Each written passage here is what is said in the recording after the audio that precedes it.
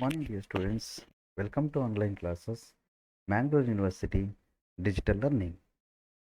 So, in our session, I'll be talking about paper 5, Shakespeare. In that, I'll be discussing about Elizabethan sonnets. So, particularly, we'll be focusing on Shakespeare's sonnets.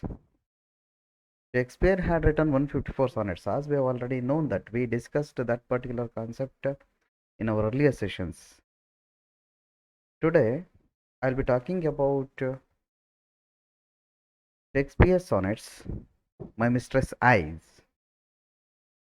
So we will be looking at the analysis of the sonnet, the themes of the sonnet, as well as the major ideas what actually the sonnet contains. Now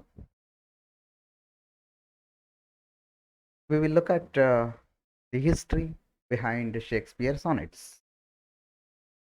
Dear students, as we have known that Shakespeare had written 154 sonnets. Many of us believe that Shakespeare sonnets are addressed to two different people and two different personalities. Those personalities he may have well known with them. The first 126 sonnets seem to be addressed to a young man with whom Shakespeare was a very close friendship, and the remaining sonnets are addressed to Dark Lady. See, the present sonnet, what I am talking about in this session, is a direct address to the Dark Lady, whom Shakespeare has a very close friendship as well as a wonderful concept of love. We directly move on to the sonnet. Later, I'll be talking about the analysis, the themes, and the structure. See, the sonnet reads like this: My mistress' eyes are nothing like the sun. Coral is far more red than her lips red. If snow be white, why then her breasts are dun? If hairs be white, black wires grow on her head. I have seen roses damasked, red and white, but no such roses see I in her cheeks. And in some perfumes is there more delight than in the breath that from my mistress reeks. I love to hear her speak, yet well I know that music hath a far more pleasing sound. I grant I never saw a goddess go. My mistress, when she walks, treads on the ground, and yet, by heaven, I think my love, as rare as any she, will lead with false compare. See, this is one of the powerful sonnets of William Shakespeare, where the concept of beauty, love, and the physical qualities of the Dark Lady directly addressed by William Shakespeare, where he mentioned as his mistress. See, this sonnet, My Mistress' Eyes Are Nothing by William Shakespeare, is an anti metaphorical sonnet. It clearly shows us that whereas in Elizabethan period, Sydney, for example, Watson, for example, so some of the beautiful sonneters they have written wonderful sonnets. No exaggeration, where these sonneters compared their love, beauty with so many beautiful things. This is one such sonnet where, unlike the other popular sonnets of Elizabethan times, it uses the language of irony to satire. This is one of the most important factor you have to notice, my dear friends. It uses the language where irony as a satire. And in addition to that, in the first quatrain, the poet states that his mistress' eyes can never be compared with the sun. See, look at that. Look at the very, beginning part of the poem, the title of the poem, My Mistress' Eyes. They are nowhere compared to be with the sunlight. He finds coral more reddish than her lips. Look at the comparison, look at the metaphor, look at the irony, which is used powerfully by Shakespeare. See, the breasts of his beloved are very dun. See, dun here, the word dun means it is brown in color. Okay, gray in color. Whereas he compares you see, he is about to compare his beloved's breasts with the kind of a snow which is appearing, where the snow is more white than her breasts. The metaphor which is used in this particular line beautifully presents that Shakespeare is undoubtedly mentioning the concept of beauty with various things in the nature. He wishes that black wire has grown upon her head. See, in the first stanza, in the first quatrain, is based on physical descriptions by using ugly metaphors. See, the poet Shakespeare is undoubtedly using the ugly metaphors in the first quatrain itself. And in the second quatrain, the poet states that he does not find the cheeks of his mistress as soft as rose. That clearly shows that where he is talking about his mistress' eyes are nowhere powerful than the sunlight. And her hair is not black, as which is grown beautifully, and at the same time he he compares her cheeks are not that kind of a softness as the roses are having. See, it is the kind of an irony where Shakespeare criticizes and focuses on the physical descriptions of his mistress, where the physical descriptions of the mistress are nowhere compared to the beautiful things. Even the smell which comes out from her breath is not as delightful as any perfume. You see, the perfume is more delightful than her breath. He finds that her breath is not as delightful as the perfume. In the third quatrain, the poet states that he finds music sweeter than her speech. The music is always sweeter than her speech. Whereas we are looking at the different sonneteers like Sydney Watson, they are compared their love with beautiful objects of the nature along with the beautiful music. See, they are comparing their lovers with a positive aspects, where in this particular sonnets, looking at the negative qualities of a beloved, Shakespeare's mistress, she is not having such a beautiful tone as the music is having. When she talks about, when she talks, walks, she does not appear like goddess. She is not looking like a goddess when she is walking. Look at the comparison, look at the metaphor, where, Shakespeare finds it so apt that his mistress is not like goddess. Then finally the couplet turns out to be the whole argument upside down. See, where we are looking at the first quatrain, second quatrain, and the third quatrain, those three quatrains are proven wrong when it comes to the matter of couplet. Again, I am mentioning the point pretty clearly. Shakespeare raises the question in the first three quatrains, whereas he has an answer at the couplet, at the end of the sonnet. When the poet says that his beloved is nevertheless as rare as those beloveds who are belied with false.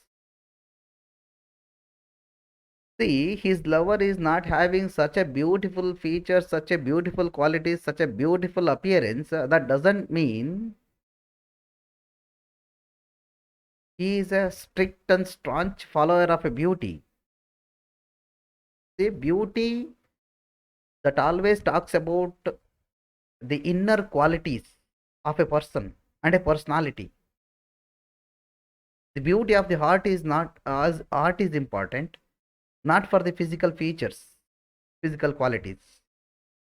Whereas that is unreal, the physical qualities unreal, beauty, and exaggerated metaphors is using extensively.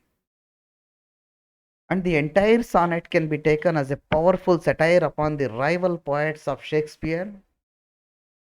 See, this is a sonnet where Shakespeare attacks the other sonneters at, at that time when he was writing the sonnets at the Elizabethan time, employed unnecessarily metaphors with such exaggeration.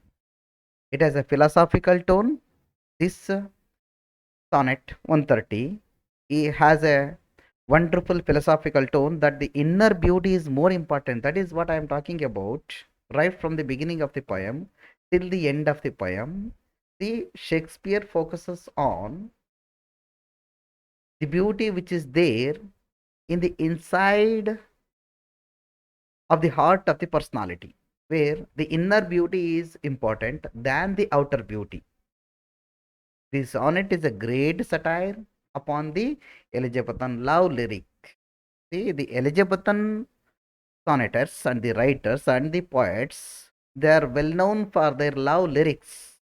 It is a great satire and a mock towards the beautiful sonnets. Shakespeare is of the opinion that accepting only the positive aspect of the beloved is not love. See, if you are accepting only the positive aspects of your beloved, it is not as pure as Shakespeare is talking about. It is not at all a love. When you believe on the physical features as well as the physical beauty of a person, it is not that kind of a true love where you can see the existence. But accepting the negative aspects also is the real love that gives the more importance to the inner beauty than the external beauty. Where you have to accept the inner beauty than the external beauty. That is very important. The tone of the sonnet is satirical as well as philosophical. This sonnet is written in an iambic pentameter. This is a typical, structure of a Shakespearean sonnet where we could see in all of his sonnets iambic pentameter he is using. And now we will have a look at the commentary of a particular sonnet 130. See, the sonnet, one of Shakespeare's most famous sonnets. It elaborates joke on the conventions of a love poetry common to Shakespeare's day. See, everybody was talking that Shakespeare's sonnet 130, it was a kind of a joke on the contemporary era. But the thing is that real aspect is that where he was talking about the physical qualities of his mistress, that was not a real, a true love. When you accept the inner beauty, then the matter comes the platonic love. It is so well conceived that the joke remains funny today. Most sonnets sequences in Elizabethan England were modelled after that of Petrarch's sonnet. Petrarch's famous sonnet sequence was written as a series of love poems to an idealized mistress named Laura. In the sonnets, Petrarch praises her beauty, her worth, and her perfection. See, the Petrarchan sonnets, we will have a look at the praising of a beloved, her beauty, her worth, and her perfection, using extraordinary variety of metaphors. Where we could see in this particular sonnet, Shakespeare using satire. The tone of the sonnet is satire, irony, as well as the metaphorical view of his beloved, that is his mistress, based largely on natural beauties. In Shakespeare's day, these metaphors had already become cliche. Cliche means indeed it is no way it is somewhat applicable for today's life, and they are still in use.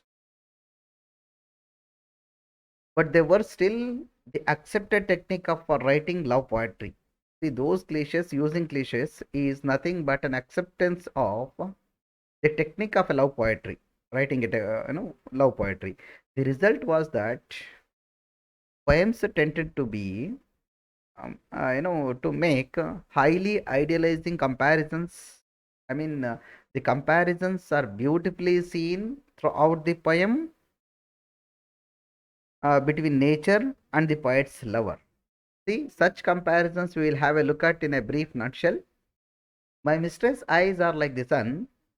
See, his mistress' eyes are compared to the sunlight. It uses the language of an irony as well as satire. Her lips are red as coral. See, look at that. So beautiful comparisons. Her cheeks are like roses. Her breasts are white as snow. Her voice is like music. She is a goddess. See, look at the irony Shakespeare has used in this particular poem. I mean sonnet 130. In many ways, Shakespeare's sonnets subvert and reverse the conventions of the Petrarchan love sequence. I mean, there are some conventions, there are some reversal patterns we will when we have looking at the Petrarchan love sonnets as well as the Shakespearean sonnets. The idealizing love poems, for instance, are written not to a perfect woman, but to an admittably imperfect man. And the love poems to the dark lady are anything but idealizing. See, this is a poem, I mean, a sonnet addressed to the dark lady straight away. It will tell you that the sonnet 130 mocks the typical Petrarchan metaphors. It is straight away an attacking concept to the Petrarchan sonnet and mocks the Petrarchan sonnet formats style, presenting a speaker who seems to take them at face value. See, considering the face value of a personality as or a beloved is not such as great as the speaker is talking about. In the couplet, then the speaker shows his full intent. See, he had a very clear vision and intentions at the end of the sonnet. He clearly tells that which is to insist that love does not need these conceits. See, love doesn't need the kind of an exaggeration, the kind of a conceits where the poet has used in the first three quatrains. Her eyes, for example, her cheeks, for example, and her walk, for example, her tone, for example, nowhere compared to such beautiful objects in the nature. Still, she is very good at her art, and that is what we have to remember, the inner beauty which stands forever rather than the physical beauty and the outer beauty. And women do not need to look like flowers. See, it is a kind of a comparison where every poet is comparing their particular beloveds as well as lovers into the various flowers. It is not like women are supposed to be compared with the flowers. No. And are the sun in order to be beautiful. See, when we are talking about the typical aspects of the poetry, see, her eyes are compared to the sunlight. It is a kind of an exaggeration where every poet is using when it comes to the matter of subject matter. Now, the rhetorical structure of a sonnet 130 is important to its effect. In the first quatrain, the speaker spends one line on each comparison between his mistress. See, each and every line shows the comparison between two different concepts. His mistress with something else, like the sun, or eyes are compared to sun, for example. Her cheeks coral roses, and her breasts snow, and her hairs, black wires. The one positive thing in the whole poem, some part of his mistress is like. See, look at that simile which is using so powerfully inside the poem in each and every line. And in the second stanza, quatrain, and the third quatrain, 2, he expands the descriptions to occupy 2 lines each, so that roses, for example, roses are compared to cheeks. Nowhere her cheeks are compared to roses. Her cheeks are not looking like roses. Her breath is not like perfume, whereas the perfume gives a wonderful smell, so wonderful fragrance. It is not like typical quality of her breath. Her breath is not like a wonderful quality of a perfume, and her voice is not like music, and she is not walking like goddess true. So each and every pair receive of unrhymed lines. This creates the effect of an expanding and developing argument. Undoubtedly, it creates a kind of an expanding and as well as the developing argument, and neatly prevents the poem, which does, after all, rely on a single kind of a joke for its first 12 lines. In the first 12 lines, he wonderfully criticizes the quality of his beloved, that is his mistress, with uninanimated objects and from becoming stagnant. Now, we will look at the structure of the sonnet. This is a typical Shakespearean sonnet, no doubt about it. Also referred to as an Elizabethan or English sonnet. We will also call this sonnet as an Elizabethan sonnet as well as English sonnet. This sonnet contains 14 lines, as we have known that. These are separated into 3 quatrains, 4 lines, and end with a rhyming couplet, 2 lines. Whatever the problems and the questions and the the kind of aspects we find in the first 3 quatrains, we will have an answer at the couplet, final 2 lines. This sonnet is written in iambic pentameter, as I told you pretty clearly. Shakespearean's sonnet had written in iambic pentameter. Iambs means one stressed syllable followed by an unstressed syllable. Now we will come to the conclusion of the sonnet and today's discussion about the sonnet 130, its analysis, its themes, its structure. As we have seen that so many beautiful aspects inside the poem. See, My Mistress I, Shakespeare sonnet is a wonderful criticize of Petrarchan sonnet as well as the sonneters of the Elizabethan time. Here in this sonnet, Shakespeare talks about the physical quality of a beloved, where incomparable objects with his beloved. The ideas are developed in the three quatrains, and the conclusion is embedded in a couplet. See, the ideas so beautifully formed in the first three quatrains, and such ideas are beautifully given a conclusion in the final couplet. The sonnet is skillfully composed by Shakespeare using the understatement of irony. It is the best example of Elizabethan sonnet, and the irony he is using inside the sonnet, which mocks the Petrarchan sonnet as well as Elizabethan sonneters.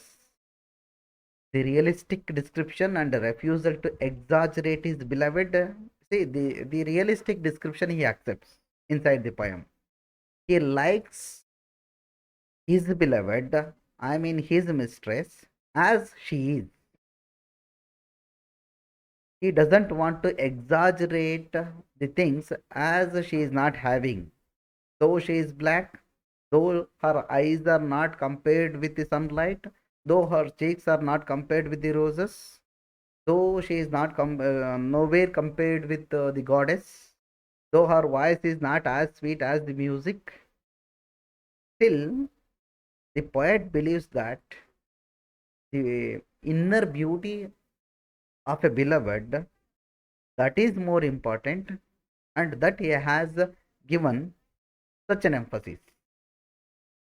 So he does not ready to exaggerate his beloved's qualities.